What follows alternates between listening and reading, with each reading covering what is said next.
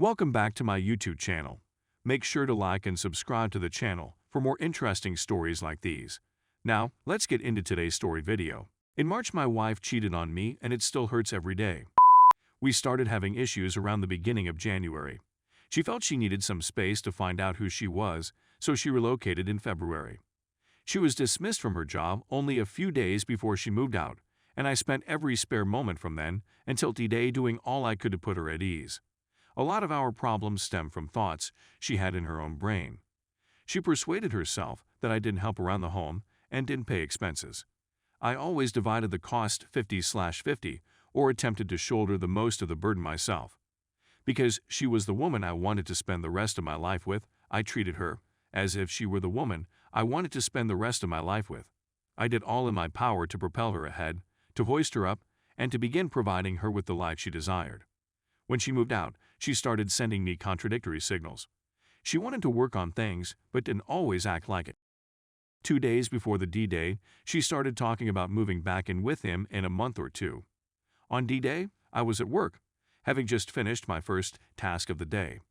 I opened my phone and saw that I got a Snapchat and a text from her that said, "Ignore that." When I opened Snapchat, there was a photo of a random man putting his trousers back on with the message, "Girl, when I say he's hung, he's hung. We've been over. We both know that," she said in her following text. I've been hurt and perplexed ever since.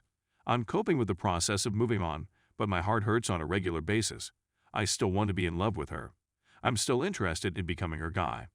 I know I shouldn't and that I'd be better off without her. It's been quite tough to move over anything. I try not to think about that image, but it follows me around. When I think about, my mind wanders there at times. It simply hurts so much. I apologize for the lengthy article, and I appreciate your time reading. Edit.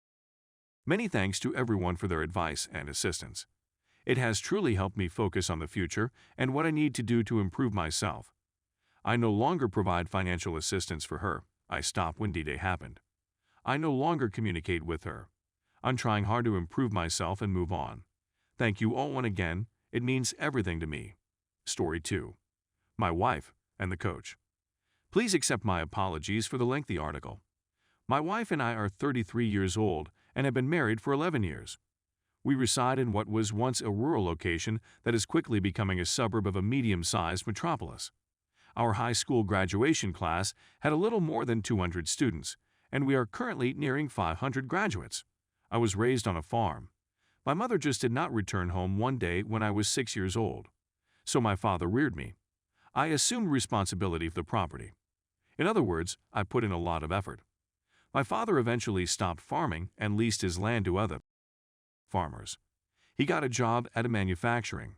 He used the money from his lease to acquire additional land. He amassed a large number of properties during the Great Recession. On one of these estates, Dad offered me a home to fix up and build a family in. It's held in trust along with his other property, but we pay all of the costs. My wife grew raised in a lower middle-class family, a kind family that always treated me with respect. They relocated to the neighborhood when we were in junior high. We dated throughout high school and married after I had a solid job. Before that, I did everything to make a dollar. People would contact me if they needed to take garbage out of a barn. I can paint your home if you need it. If you understand what I mean. We have an 8-year-old kid. She is a stay-at-home mom. I now work as a route driver for a huge food business. I am on the verge of purchasing my route from the firm. I've more than increased the size by going into every mom-and-pop shop, grocery store, and gas station and selling as much merchandise as I could. Because the surrounding region is still rural, I have a big area. My objective is to complete purchasing the route before purchasing another vehicle. The intention was for the wife to drive the second truck. In my region, a supercenter grocery/merchandise is expected to be developed within the next year.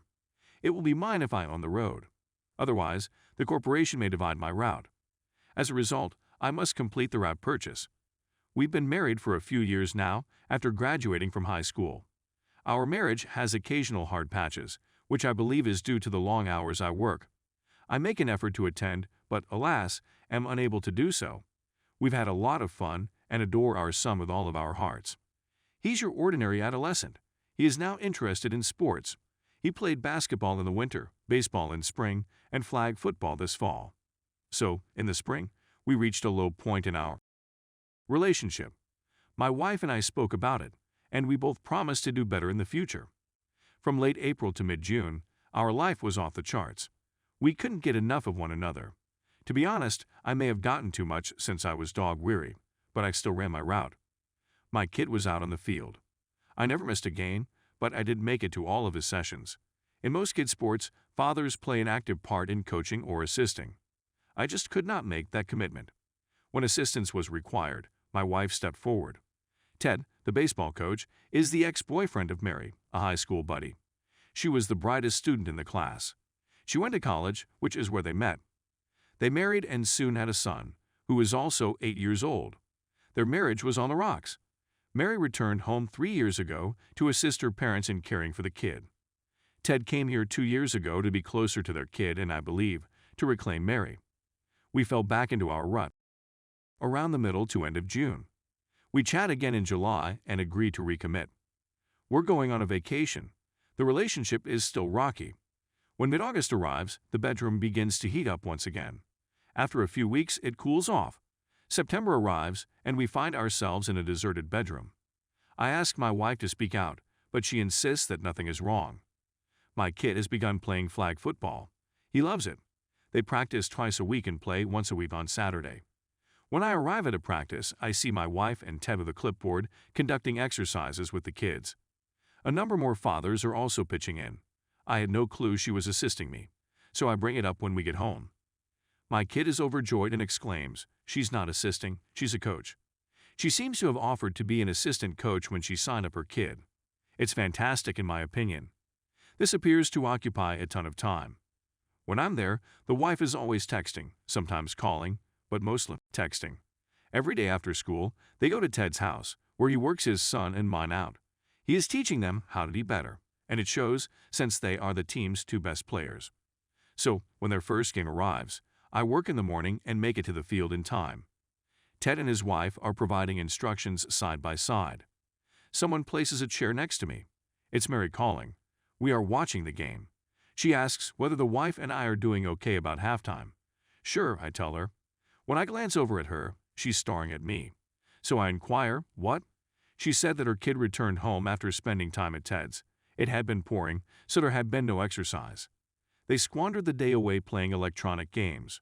When her kid walked to the kitchen to fetch more juice, he saw Ted and his wife kissing. He rushed back to the game and informed Mary what he observed that night at home.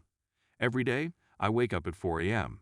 to travel 4 to 5 minutes to the warehouse to get my vehicle. So I got up at 3:30 a.m. on Monday to check her phone. She'd altered the password. I figured it out after a few attempts since she uses like 4 or 5 different ones for everything. I saw text after text there. Some naked people. So I took some screenshots. Normally, I spend one day in town. If I had one, I would occasionally return home for lunch, especially when there was a lot of involved. When I arrived home, she was not there. I phoned her, but she did not answer. I drove past Ted's house and saw her automobile. I completed my journey. She said she was going to the supermarket. She apologized for missing me. I said that I was merely attempting to catch her off guard. It's not a huge deal. The next week, on the same day, I informed her that I would be returning home for lunch. I was parked just down the street from Ted's. I'm not sure how she didn't see my huge large vehicle. She stormed out of Ted's. She jumped in her vehicle and drove home. I followed carefully, and when I arrived, she was preparing a lunch for me. We had a pleasant talk. Saturday after the game, I brought my kid home, changed him, and drove him to my father's house. They were going to fish in the pond, and he could swim if he wished. I returned home. The wife, of course, was not present, so I went to Ted's. Her automobile was parked nearby. I dialed her number. She seemed irritated, so I questioned what she was doing at Ted's. There was nothing but quiet. Then there's talking about the game. I urged her to get dressed and come home. She cursed at me and hung up the phone. I was seated at the table when she eventually returned home. She cursed me again for accusing her of anything. I motioned for her to take a seat. She resists, becoming more angry by the minute. I instructed her a bit more vehemently to sit down and shut up. Allow me to speak my bit. I had a folder with me, and she inquired as to what was within. I told her to take a seat so I could show her. I began taking screenshots of her messages. She freaked out when I said I was going to go through her phone. I then retrieved the most messages. She attempted to justify it. Then I'd take out the nudists. She remained silent. I informed her that we were finished. I'd give her till the next Sunday to go. On Monday, I was scheduled to see an attorney. Take her clothing and personal belongings.